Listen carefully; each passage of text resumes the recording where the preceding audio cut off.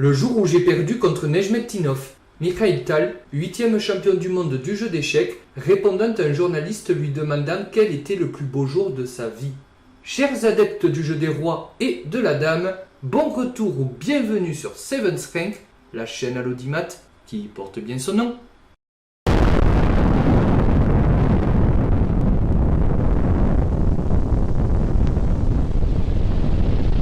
Laissez-moi vous présenter à travers cette vidéo une figure mythique. Un joueur qui ne fut ni champion du monde ni grand maître, non, mais dont le génie tactique marqua impitoyablement le second XXe siècle échiquéen et ne laisse pas d'éblouir le jeune siècle suivant et actuel. Rachid Gibiatovitch Nejmettinov est né en 1912 au Kazakhstan et est décédé en 1974 à Kazan, ville russe et capitale de la République du Tatarstan. C'est un joueur soviétique, titulaire en 1954 du titre de maître international et les sources diffèrent à ce sujet, mais il a remporté au moins 4 fois le titre de champion de la Fédération russe. GG. Il s'impose face à des pointures telles que Mikhail Tal, Lev Polugaevski, David Bronstein ou Yefim Geller. Sa partie de 1958 contre Polugaevski et sa partie de 1961 contre Tal, demeurées très célèbres et que je vous mets en description, ont contribué à façonner sa légende. Il devient ami et secondant de Tal dans ses joutes pour le sceptre mondial face à l'austère Mikhail Botvinnik. Ce dernier a un jour déclaré d'ailleurs que personne ne pouvait voir les combinaisons comme le faisait Nejmettinov.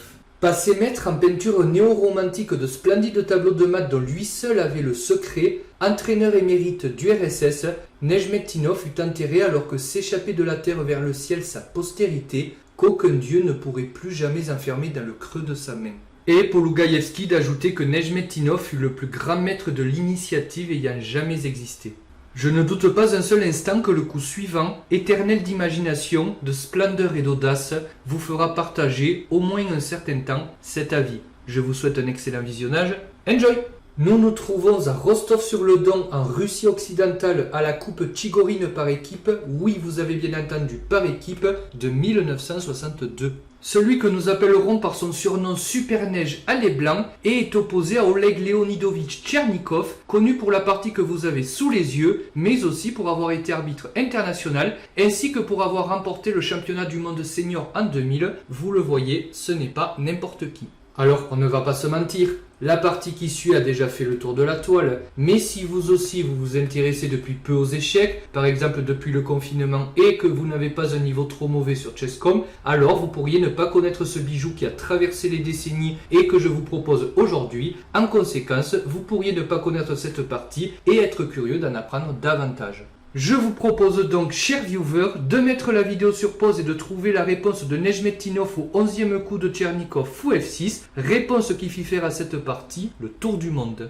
Et la réponse de Nejmettinov, spectaculaire à souhait, est Dame prend F6. Alors d'abord, il nous faut tenir compte du contexte. Comme je vous l'ai dit, cette partie a été jouée par équipe, ce qui signifie que le résultat n'est pas seulement le vôtre, mais celui de votre équipe. Et si vous faites n'importe quoi ou si vous perdez, vous engagez votre équipe et vous êtes donc susceptible de faire perdre votre équipe. Voir ce coup, penser à ce coup, ma foi, est envisageable. Quant à le jouer IRL, qui plus est dans un match par équipe, qui plus est gagner avec, c'est une autre paire de manches. Et le génie tactique qu'est Nejmettinov a compris qu'au prix de sa dame, les compensations qui résultent de ce sacrifice seraient plus que suffisantes et s'inscriraient sur le long, voire très long terme. Alors dans la partie, Tchernikov a relevé le gant seulement auparavant, il a intercalé un petit coup intermédiaire cavalier E2 échec, de telle manière que le cavalier soit récupéré sur E2 et non sur D4. Le cavalier blanc se retrouve ainsi désactivé et seulement maintenant la dame blanche est acceptée.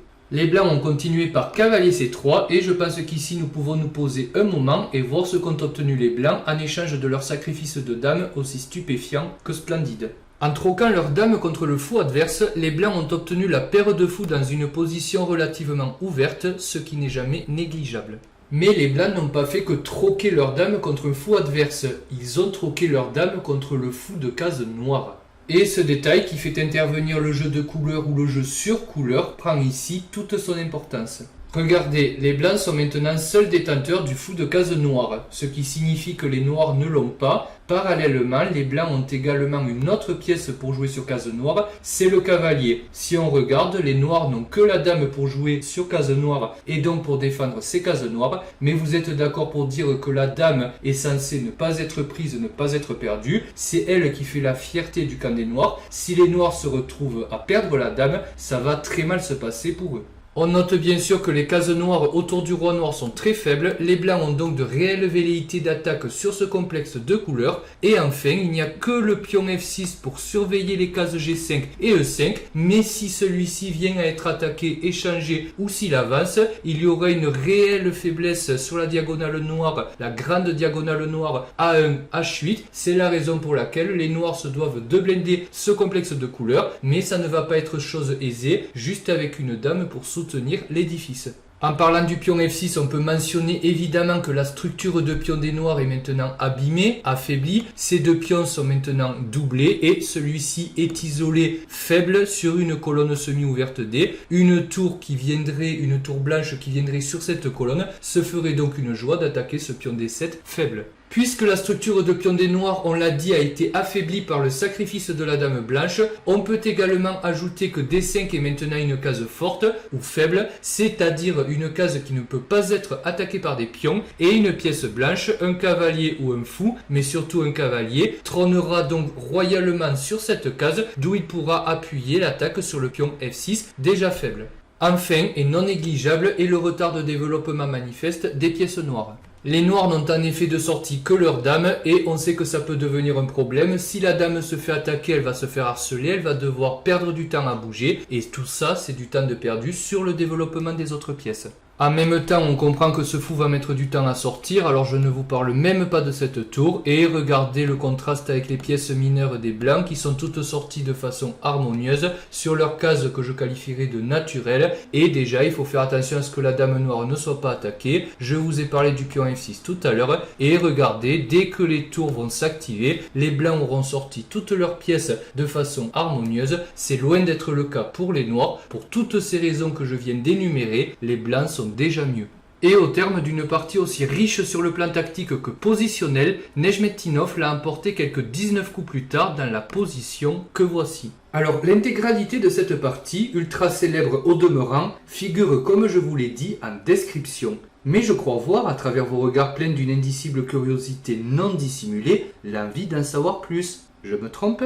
Eh bien, sachez que cette partie a donné naissance à un clone quelques 57 années plus tard. Vous ne me croyez pas? Eh bien, montez à bord de ma machine à remonter le temps et allons voir ça ensemble de plus près. C'est parti! Nous nous trouvons à Qingtai, au nord-est de la Chine, à la 5e ronde de l'Asian continental, comprenait le championnat d'échecs d'Asie, le 11 juin 2019, il y a donc 3 ans. Le joueur avec les noirs est un grand maître indien du nom de Murali Karthikeyan, né le 1er mai 1999 à Thanjavur, ville indienne célèbre pour son temple. Alors Karthikeyan est un joueur très talentueux, double champion d'Inde et classé à plus de 2600 Elo. Le voici opposé avec les pièces noires dans cette partie à un certain Alireza Firouzja dont nous reparlerons bientôt. Nous sommes au 9e coup de cette partie. Firouzja vient de jouer cavalier B3, un coup intermédiaire qui vient attaquer la dame noire, sans se douter d'eux. Mais bon, ça, c'est à vous de me dire ce que notre star nationale a raté sur l'échiquier. Alors, mettez la vidéo sur pause et à tout de suite. Et Firouzja a raté, le magnifique, le fabuleux, le resplendissant, le splendide, l'extraordinaire, le mirifique d'emprunt C3 échec, sacrifice de la dame dès l'ouverture, un coup de tonnerre dans un ciel serein. La partie a continué par l'acceptation de la dame, quoi d'autre, et après B prend C3, D prend E3, F3, on peut s'arrêter sur cette position, et je propose même de revenir un coup avant. Que se serait-il passé si à la place, le pion F avait accepté le pion E3 ? Eh bien, nous retrouvons à peu près les mêmes caractéristiques que tout à l'heure. Par exemple, une structure de pion éclatée chez les blancs, je pense que ça ne fait aucun doute.